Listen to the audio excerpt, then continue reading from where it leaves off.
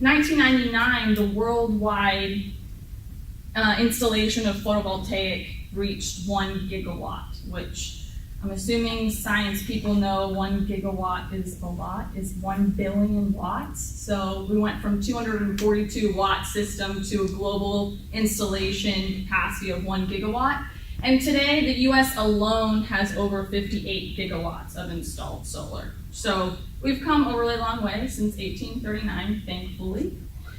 Price has come down dramatically just in the last decade. It's definitely started to plateau for sure. But what's exciting to me from this graph is, 10, 20 years ago, if you had solar panels on your house, you were an environmentalist. You were passionate about the environment, and that was pretty much the only reason you went solar. Or you didn't have access to electricity. Those are a few people. Now, the environment doesn't have to be your why. I tell people the environment is my why, and that's why I'm doing it, but people go solar to save money now. And that to me is what's exciting about where the industry has gotten. Also, the other argument that I get sometimes is, well, no, people aren't really installing solar. It's not really a big thing yet. Well, it absolutely is. The United States alone produces enough solar to offset the amount of carbon emissions that would equate to planting 1.9 billion trees every year. So it's a huge industry already. You'll see in a few slides, it's obviously not as big as we would like, but a lot of people are going solar. It's not just the random neighbor that is a tree hugger, as some people would say. Okay, so breaking down where the US is in terms of state by state, no surprise, California leads the list in terms of installed solar capacity. And you can see it's not by a little bit, it's by a lot. California has 22,000 megawatts of installed capacity, and Texas, the next one is at 4.4. So no one really super close to them yet. Texas, we're on the top 10 list, so that's exciting. We're currently ranked number 5, and I believe, this is a 2018 figure, so pretty recent. So we have a ways to go, but in terms of the potential for the Texas market, it's huge. We talked about this in the office just the other day. Us, as a state, need to get right up there with California, and we can definitely do it. We have the space, we have the resources. We're already the leading producer of wind in the country by far. No one's even chomping at our ankles when it comes to wind. So we can do it, and I'm hopeful. A couple other interesting figures as well in terms of what the solar industry provides the country. 250,000 jobs currently in solar, and 1.8 million installations. So a lot of people are going solar. It's not just bubbling up. It's an established industry now, and yes, do we have room to grow? Absolutely, but it's well established, well understood, and we're on our way for sure.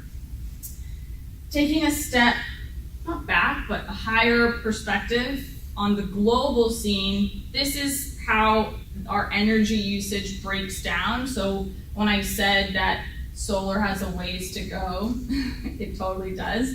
Even though I just gave you all these impressive numbers of gigawatts and millions of installs, globally, about just over 70% of our electricity use is still non-renewables.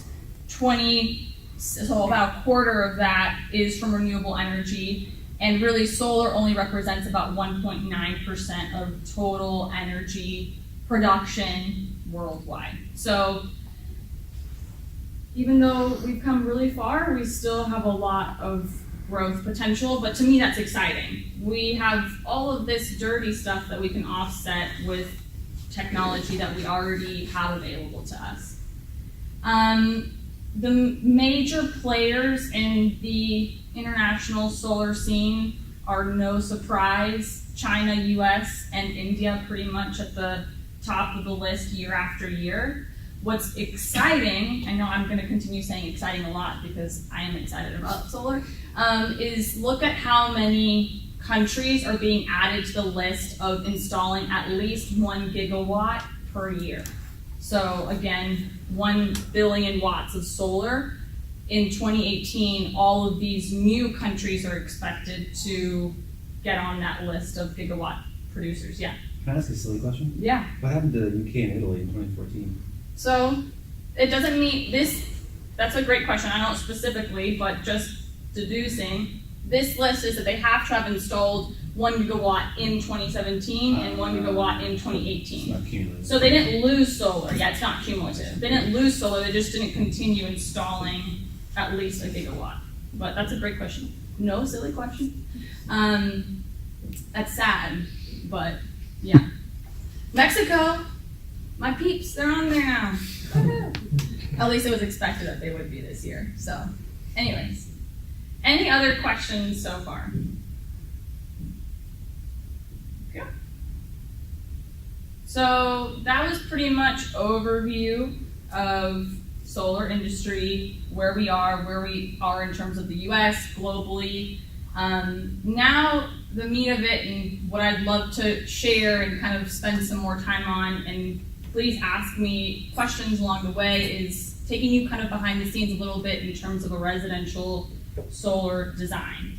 Good Faith Energy also does commercial installations. We're actually completing the largest solar installation in Arlington right now for a commercial building, but the design behind that is a bit trickier. So when I just talk to people about solar design in general, I like to stick to residential just because it is quite straightforward and easier to kind of grasp and understand. The first thing when I go meet with a homeowner, or they call, however it is that they're reaching out to us, is we need their address and 12 months of energy usage. That's pretty much it in terms of what I need to then go do my thing and design a solar system for them. Also added a third bullet point here that says considerations of future electrical load changes. So either additions or subtractions, because sometimes people will say, well, my kids are going off to college, and now instead of 5 people in the home, there's going to only be two of us. So that's something definitely to consider and kind of talk through with them in terms of trying to estimate what impact that may have. Or let's say they just bought an electric vehicle and Lindley helped get them hooked up with a charger. That usage won't be reflected in their historical data. So, and that could add easily, let's say 20%, depending on how much they use in their home. So considering future changes is important too, but really the two main things are I need an address so I can go Google it and look at aerial imagery, and then I need their 12-month energy consumption. So this is a real life example of a bill. I don't know if you guys have much, people who work with co-ops and electrical companies might have a range of how much people are spending a month. In just the Dallas area, oh man, can it range. I mean, $330, I don't even blink an eye at $330. I looked at a bill the other day for $800 a month. I'm like, whoa, this is a home, a residence, not even talking about commercial. So homes are larger in Texas. We have really hot summers, and especially this summer, the phones were ringing off the hook because people were like, oh my gosh, I've never seen my electric bill so high. So it was crazy this summer. But here's an example of what I would call a pretty typical bill. $330 is what this homeowner saw in August, but her July bill was even higher than that. It was just over $400. She averaged about $170 a month. So that's kind of what she was paying between winter and summer. Also in the Dallas area, a lot of homeowners have gas heating. So if they don't, the winter months could even be higher than the summer months. But a lot of the homeowners have gas, so the higher months will be in the summer that you see. One thing that I'll just point out, is this rate that you see here on bills. Is someone ever, you're talking to them about solar, and they say, oh yeah, I only pay 8 cents a kilowatt hour, or this bill, her rate is 11 cents a kilowatt hour. Well, that's not the true cost of their energy, and it's part of what we talk through with the homeowner and educate them about, because they see it printed here, it must be true.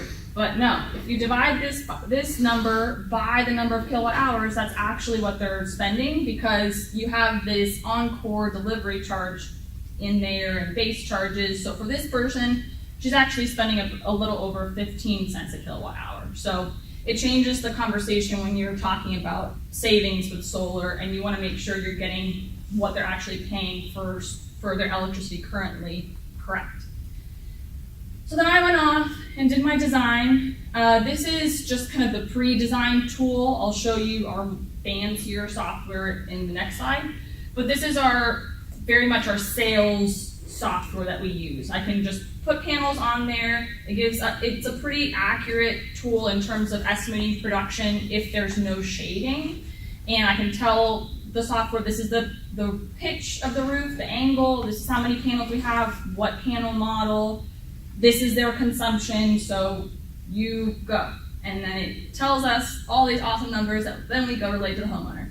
So the price of the turnkey solution, so to purchase, install everything, this system, which offsets 100% of her usage, is $28,000.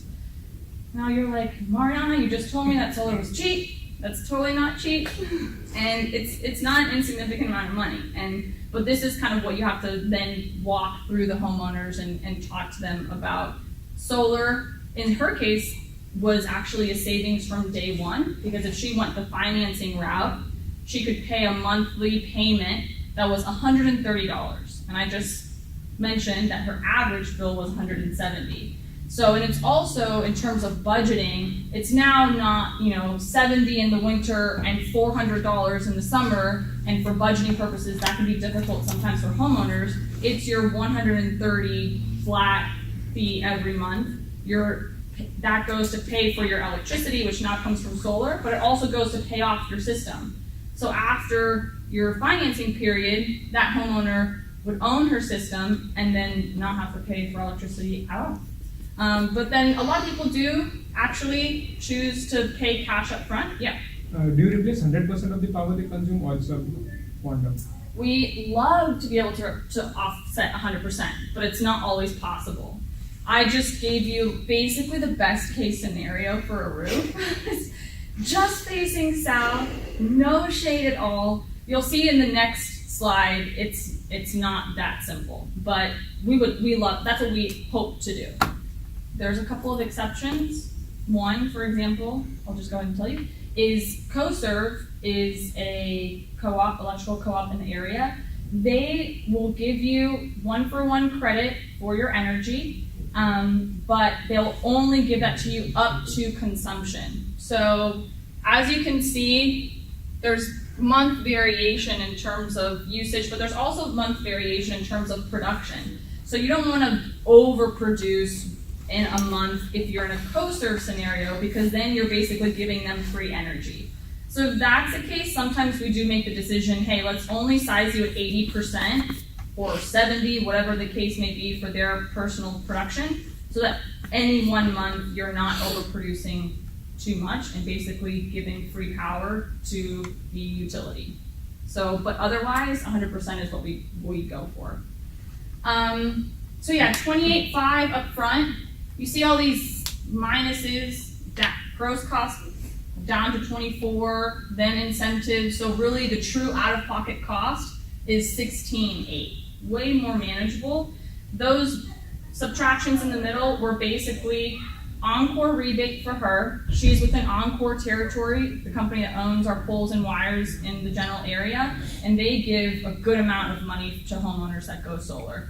They give up to $10,000. So they're just dishing out the money. It's great. You have to get in their 6-week window, but if you are, you got a great check. And then this $7,000 is the 30% federal tax credit. So the government will take 30% off of what you owe in taxes at the end of the year because you want solar. Sorry, 30% off of the project costs, subtract that from what you owe in taxes, not 30% off of what you owe in taxes. I misspoke. So savings, true savings over the course of 25 years, is $50,000, and that's conservative, yep.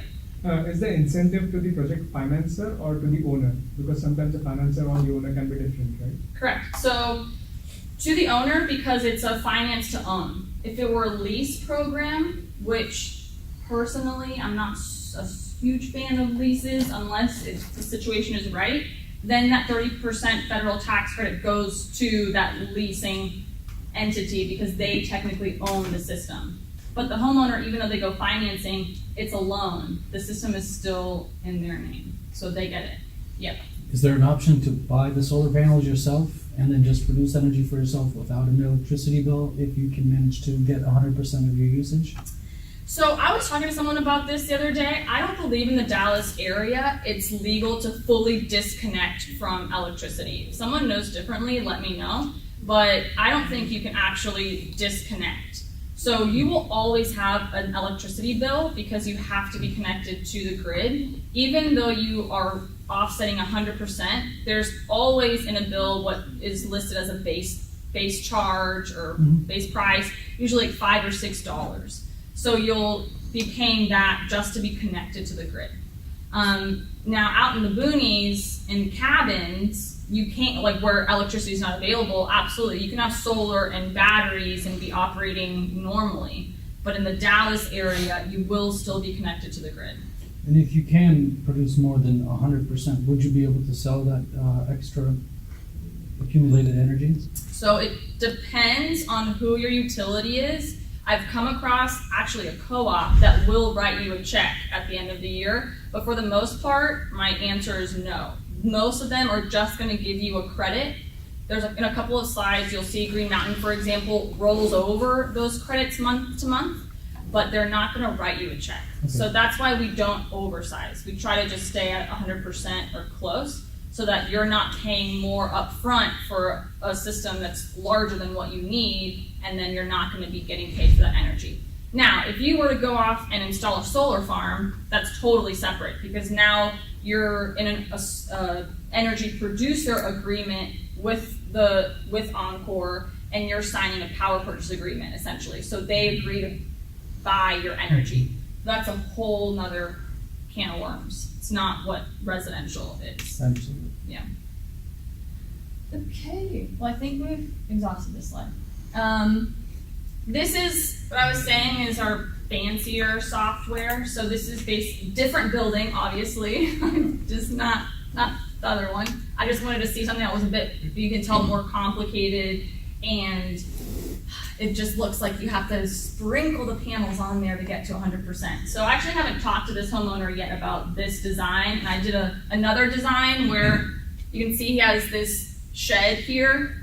Who knows about the structural integrity of the shed, but I went ahead and said, okay, actually if you can put panels on this shed, you can just have panels on this shed and this garage, and then you won't need all of this sprinkled panels on the rest of your house. Because something, you do want to take aesthetics into consideration because it's important. I mean, you want it to look nice, and the more panels you can group together, in my opinion, the nicer it looks, yeah.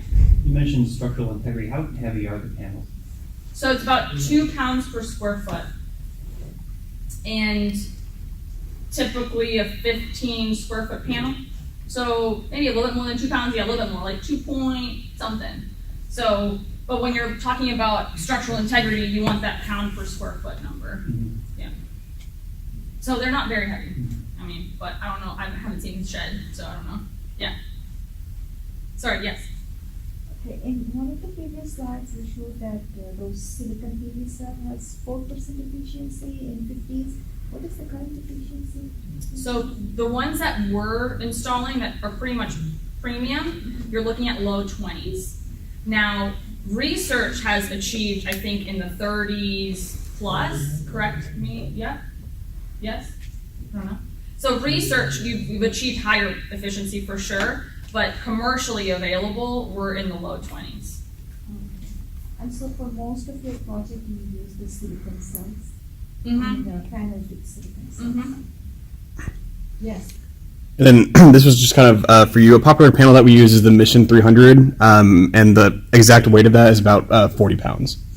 So for one panel. Yeah, So it's not super heavy. Yeah. Yeah. Yeah. Cool.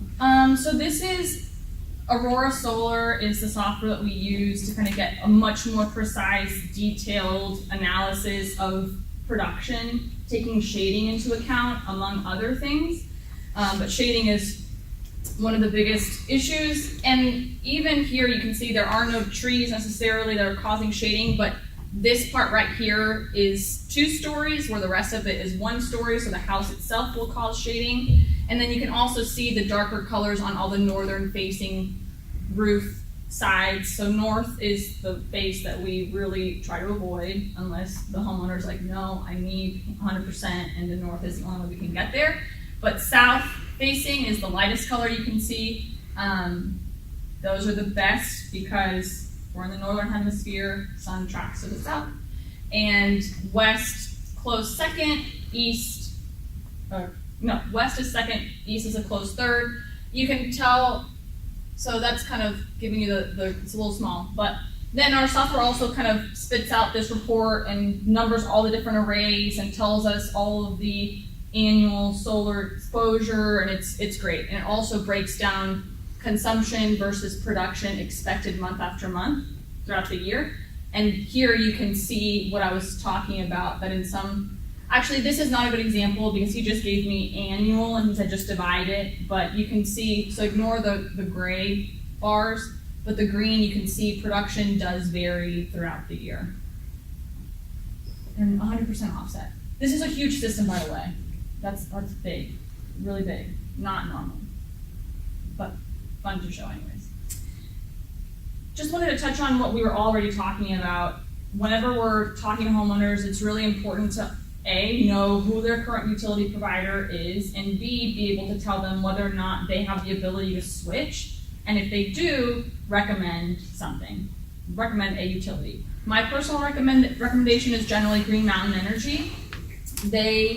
All of the energy that they supply is 100% renewable, first of all. Secondly, they have the best buyback program, so it's that 1-for-1 credit. So even throughout the day,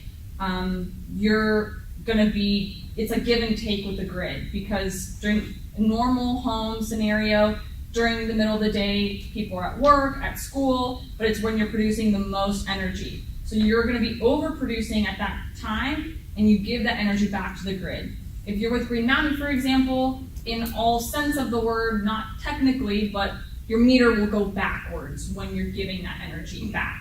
Now at nighttime, sun's not shining, everyone's home, AC's on, you're drawing energy, and then essentially your meter moves forwards. So if you're in a program where you get that 1-for-1 buyback, it's the best. And Green Mountain additionally rolls over those credits month after month. So in the spring, when you're producing a ton of solar, sunny days, temperate temperatures, but you're not using as much AC, for example, you're probably going to overproduce that month, and you can roll over those credits into the summer. Another fun, about 10 more, keep me on track. About 10 more minutes, and then we can get Q&A? Yep. Okay, perfect. I wanted to add this slide about home energy monitoring because it's something that we like to pair with our installations. All the installs that we perform have the ability to monitor production throughout the lifetime. Most of them have the ability to monitor production at the panel level, which is awesome because you can see if any one panel is underperforming and try to diagnose from there. In addition to seeing your solar production, we also have found that homeowners love to pair that with being able to monitor their consumption. And not just, oh, hey, this is what I've been using every day. I mean, Green Mountain sends me reports like that all the time, but be able to actually monitor your consumption at the appliance level. So that's what this little device does, and it's super cool. You can see it has an app on your phone, and you can the fridge is on right now, and it'll tell you if the iron's on, and it also tracks how much solar you're producing, so you can kind of compare production versus consumption. The way this works, any appliance has a specific electrical signature is what they call it. So there's an algorithm working in the background that knows, it is able to read what the electrical signature of a toaster is, as opposed to a fridge, as opposed to AC. So it really can break down your usage by the appliance level. And they say they capture about 75 to 80% of major appliances in your home. So it's an awesome way to understand your usage and also start to capture where you could have energy improvements. So if you have an old fridge, you really start to understand, okay, how much energy is my fridge really using, and what percentage of that usage is, of my entire month's consumption. And it will give you reports at the end of the month saying, your TV was on for 40 hours and it used X percentage of your consumption. So it's a great tool that we like to pair with our solar installations. More pictures, because if you couldn't tell already, I love pictures. Here are some projects that we've installed in the Dallas area. That's kind of dark, I'm sorry about that. There are panels on there. This is actually my first installation with Good Faith out in Justin, Texas, and that was super fun. You can see the microinverters here. We didn't really talk about microinverters too much, but old technology was, not old, we still use it, but string technology where pretty much all your panels are connected to one central inverter, where that inverter changes the energy from DC to AC.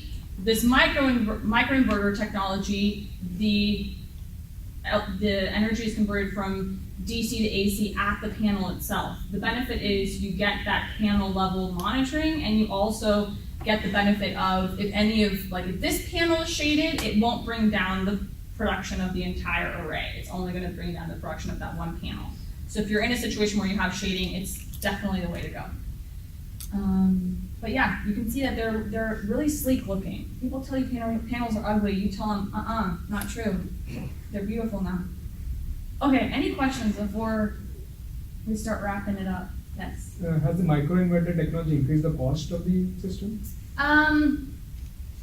That's a tricky question. I mean, overall, as you've seen, the cost per watt of solar has come down in the past years.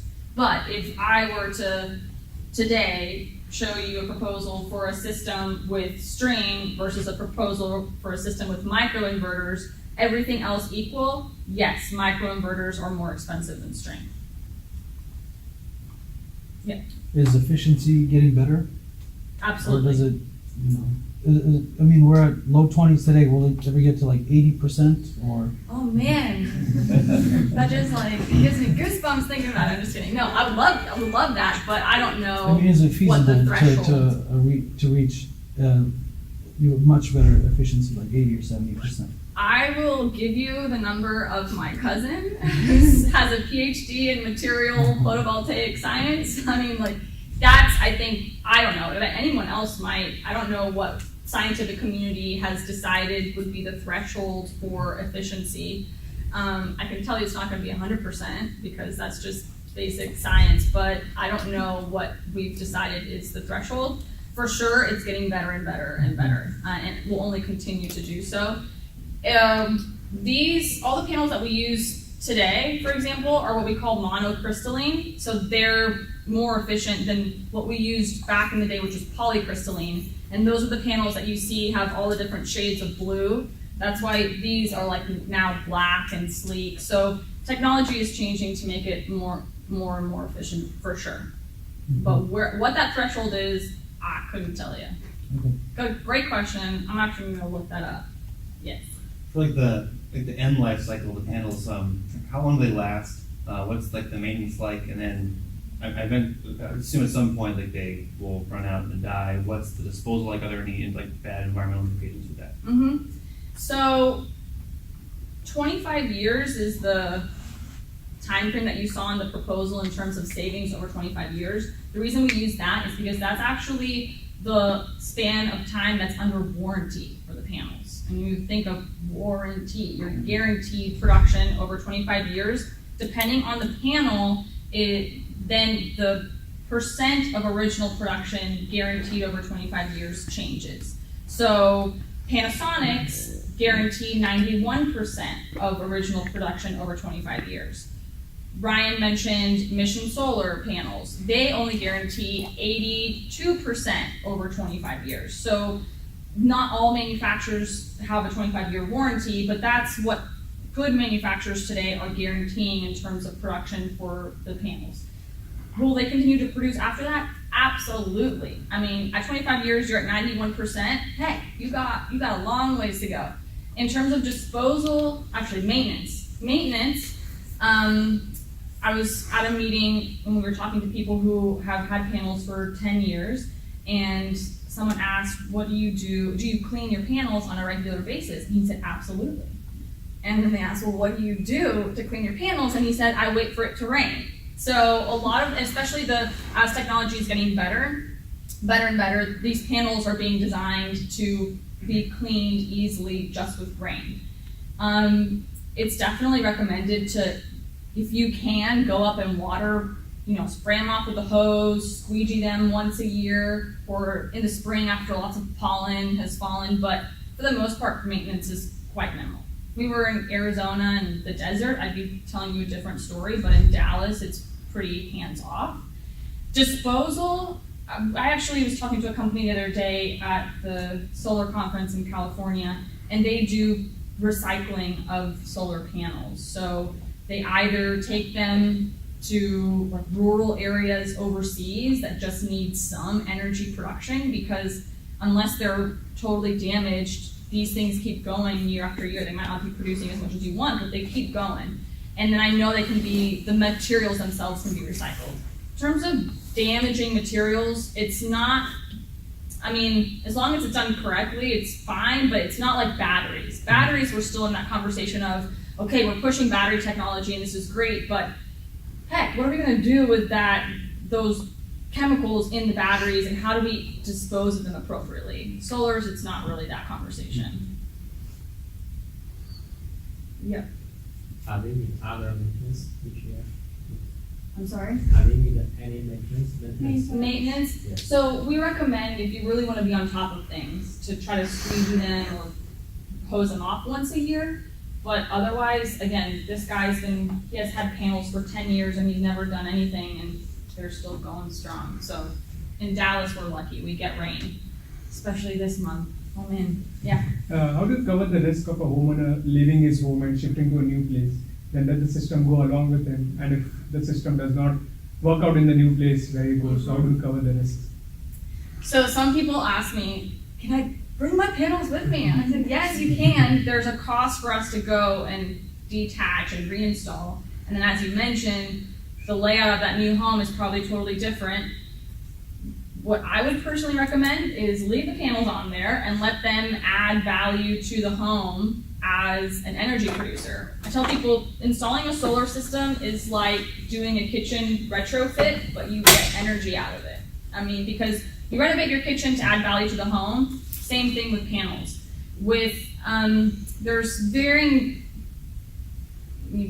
research that shows the range of how much it can add value to your home. In Texas, it's still a little bit of a trickier situation just because the person appraising your home needs to be familiar with panels and solar technology. In California, they don't even blink twice with solar panels. But when you break down the numbers, basically the value that panels add to your home that has been projected from research around the country offsets your initial cost roughly, especially when you have some of those discounts. So when you think of it that way, then the rest of the time you're just seeing energy savings in between. But I would recommend leaving them on the home, lump the value into the cost of the home, and then when you really think about it, a prospective buyer, if they're looking at house A and house B, and house A, you have 0 electric bill, everything else the same, it's actually a great marketing tool as well. Mm-hmm. So what do you consider a damaged solar panel? That's a great question. Thankfully, we don't see it often. One is hail. So in Dallas, we get a lot of hail. We actually do system detach and reinstalls very frequently for roofers coming in and replacing the entire roof because there was hail damage. but not one panel was damaged. And of all the projects that I've been involved with for system detach and reinstalls because of re-roofs, I've never seen a damaged panel. But it can happen. If you throw baseball-sized hail at a panel, it can break. The panels we work with are rated for 1-inch diameter hail going at 50 miles per hour, and that's just what they're rated for. You can find all these YouTube videos of people jumping on the panels and driving cars over them, and they're still fine, but hail can damage them. The other thing, which is kind of funny, it's not super funny, but squirrels. Squirrels get in there and eat the wiring, so it's not damage to the panel itself, it's the wiring, and we can go in and replace that. But if you have a lot of squirrels on your roof, if you have lots of trees around, then preventative measures to install a critter guard, so you keep the squirrels out. But squirrels can mess up your system, not the panels, but the wiring. Yep. So in addition to this question, like if there is a panel that is damaged, so how much percent like the efficiency is decreased by from that percentage? So it depends if you have microinverters or if you have a string inverter. Because if you have a string inverter, then your whole system is only as good as your weakest panel. If you have micros, then that panel operates as its own individual entity, and the rest of the system continues operating as normal, which is one of the benefits of micros. So yeah, it just totally depends what the damage is. Is it like a little nick on, or is the whole thing just unwired? It depends. But again, micros, it's one of the benefits of having that buffer, is something can go wrong with one panel, but 19 of the 20 panels are still operating. Great questions, y'all. I love it. Future of solar, just a few things. I'm not diving too deep into it because honestly it's all projections and estimates, but this is interesting. Bloomberg report, top of the list, fastest growing occupations, solar photovoltaic installers. So when people tell you that renewable industry doesn't produce jobs, you say, haha, yes they do, go look up Bloomberg report. So that this is in the US projecting 2016 to 2026. So this other graph here is similar to the one that you guys saw at the beginning of the presentation with the yellow line and the blue bars. So we are here. Basically the story is we're only projecting growth for solar. How much could change, especially with tariffs and legislation and the 30% federal tax credit starting to go down, but at the end of the day, solar is moving forward at a great speed, and all projections show growth, and that's why I'm excited about it. In terms of future too, I had to throw this in there because I am an environmental engineer, and I do have the floor, so I can talk about climate change if I want. Just kidding. IPCC report came out just a couple of weeks ago. I'm not sure if you missed it. Go look it up. It basically said that we're seeing the effects of climate change more rapidly and more intensely than we had predicted in the past. They really say that we're going to have to reduce our emissions by about 60% by 2030. 2030 is not that far away, so that's part of the solar conversation too. As I think I mentioned at the beginning, rooftop solar is, I believe, number 7. It's definitely in the top 10 actions we can take to reduce CO2 emissions and reverse global warming. That stat comes from a book called Drawdown. It's awesome. It's my favorite book. If you don't have it, go get it. What I love is each category is like 2 pages, so I always fall asleep when I read at night, so you just get through 2 pages and you're like, yeah, I did solar and like food waste, so it's great. It's a great book. But point is, we need the solar industry to continue growing, among other things, to get us to this reduction that we as a society, global society, really need to see. Thank you. Questions? You guys have already asked tons, so I think we're good on time. Look at that. We have 9 minutes. Maybe not so good, but.